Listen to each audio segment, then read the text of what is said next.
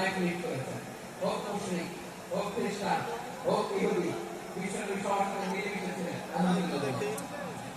ইসলাম হচ্ছে peaceful religion. অন্য ধর্মের প্রতি সহনশীলতার সবক ইসলাম আমাদের দেয়।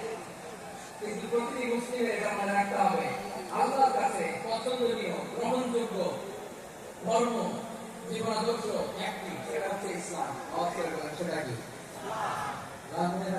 আওয়াজ করে বলুন, আল্লাহর কাছে মনোনীত ধর্ম একটি, সেটা কি?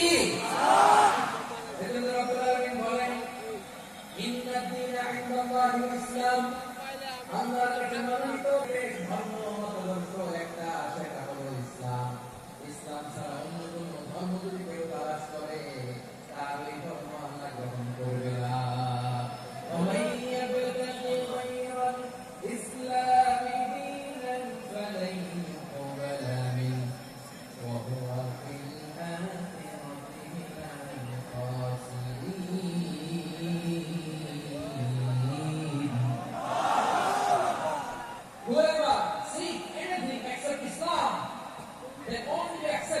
From him, and he will be loser in the day of judgment. কেন বলতে ইসলাম ছাড়া কেউ যদি অন্য কোনো ধর্ম তালাশ করেছে দুনিয়াতে, তার এই মতাদর্শ গ্রহণ করা হবে না।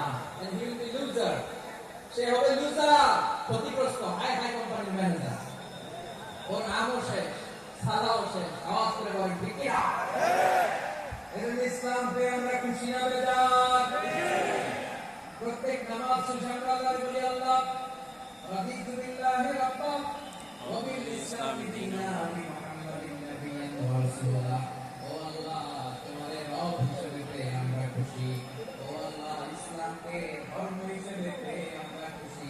বিশ্ব নবীকে আমাদের রাসূল পেয়ে আমরা খুশি। ঠিক কি না বলে?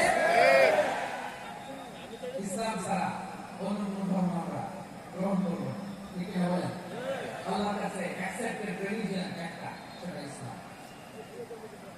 বিশ্বনবী ইসলাম মক্কা থেকে কিংবা মদিনাতে খুব পিসফুলি এক্সিস্ট করেছেন, যে কোনো ধর্মের সাথে মিলেমিশে চলেছেন। তার প্রমাণ আমরা যদি রাসূল সাল্লাল্লাহু আলাইহি ওয়াসাল্লামের বায়োগ্রাফির দিকে তাকাই, তাহলে দেখব তিনি মুশরিকদের সাথে পিস ট্রিটি করেছেন, শান্তি চুক্তি, পিস ট্রিটি, পিস এগ্রিমেন্ট। আপনারা হুদায়বিয়ার সন্ধির নাম শুনেছেন?